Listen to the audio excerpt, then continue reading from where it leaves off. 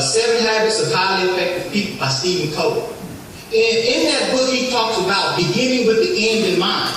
And it's the same way in chess. When you develop your game, you got to find an opening that fits your style, fits what it is that you're good at.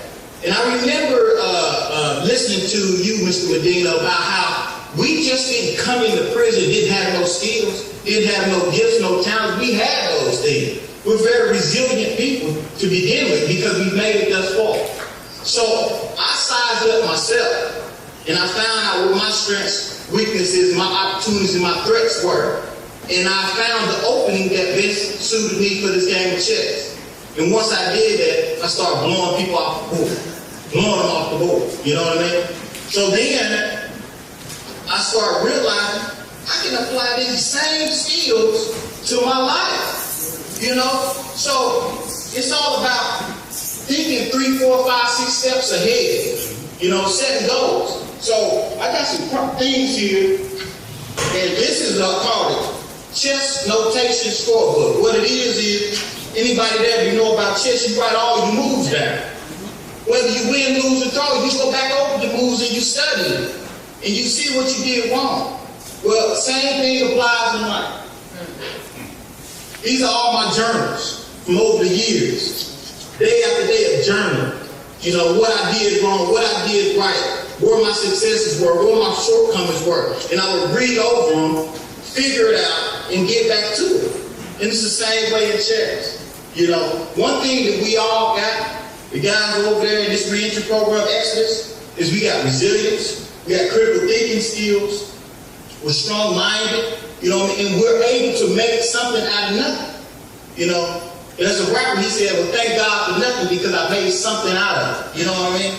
So I say that to say this. If we can get chess, if we get the chess, partnering with Exodus, getting in these prisons, chess is a cognitive rehabilitation tool that can change lives because it teaches you how to think.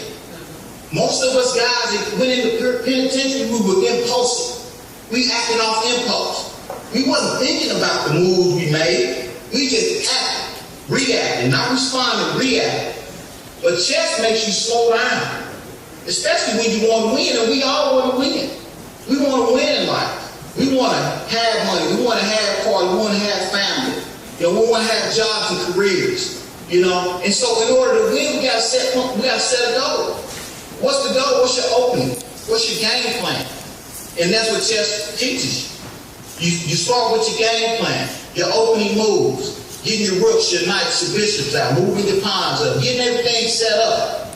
And it's akin to your resources, your support team. Get all these things set up. Then you look at your strengths. Okay, like the Exodus contract. I think that's what they call it, the Exodus contract or game contract. You figure out, okay, what is it? I'm a drug addict. Do I like to get high? You know, do I got family resources? Do I got job resources? Do I got skills? Am I college educated? Do I need a GED? Whatever it is, you size yourself up.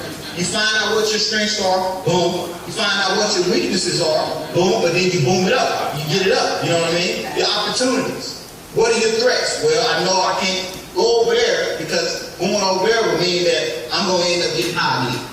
Or I'm going to end up off in the games again, crying.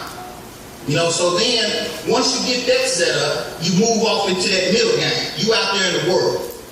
You're shaking and moving. You're busting moves, positive moves. You're going to see employers. You're having interviews. You know what I mean?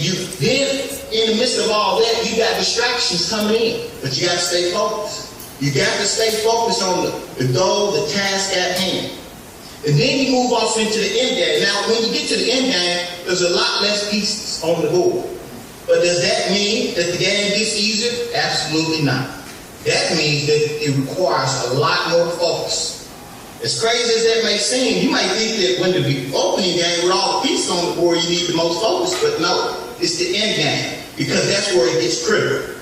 But even in the midst of the end game, you may find yourself in a winning position. You take your foot off the gas? No, you keep it pressed to the metal, because it's then when your opponent is working harder than he's ever worked to beat you. As soon as you take your foot off the gas, he's going to get an edge. You don't want your opponent to get an edge. You know? So when you get to the end game, that's where your focus is. And when you're playing chess and you go through this process over and over and over again, and then you have your chess notation books where you can study where you went wrong at, you get better, and seeing your progress, seeing how better you get, and then seeing it in real life. I start seeing it in the penitentiary. You know, I start seeing guys coming up to me, asking me questions on problems that they was dealing with, and I was able to provide them with answers and solutions to problems because I've been there, I've done that, I understand. You know, not only that, I start seeing success with the way the staff treated me. You know, they start asking me questions. I start counseling them sometimes. You know, they start asking me, hey, what should I do about this? Hey, what should I do about that? You know, because chess, it helps you with critical thinking skills, abstract thinking skills, goal setting, patience, help me deal with anxiety. I found out when I was journaling that I had a self-sabotaging behavior. That was my issue. Like I told you, I was on my way to college, played ball. What did I do? I robbed the jewelry store. I was on my way to graduate. What did I do? I did something where I had ISSS. I couldn't walk across the stage. So I was self-sabotaging my success. But when I would have chess tournaments, I'm talking about I'd be across the board on the championship game with a guy I beat numerous times in the pen. Had his number. He couldn't stand the chance. But guess what? I would lose the game. And that would burn me so bad. So I would go back and I study, why am I doing it? And it dawned on me through my journal. I was sabotaging my success. I would purposely do something to trip myself up every time. So now, when I was playing chess, I'm in that tournament, I'm in that championship game, and I felt that anxiety bubbling up in me, but I didn't want to show it. So I'm like a duck on top of the water. Everything is cool, but underneath I'm paddling like a mother, you know, because that's anxiety building up. What chess taught me: breathe, chill, calm down. You got this. Those self-affirmations, you got this. You can do this. You enjoy your position. When you're in a good position, sit back and look at it. Man, hey, I did this. Enjoy your position. And when you enjoy your position, it builds your confidence, your strength. That anxiety, it wanes. It goes away. And it gives you the courage to make the next move. And the next move. And before you know it, checkmate. You reach over the board, you shake your opponent's hand.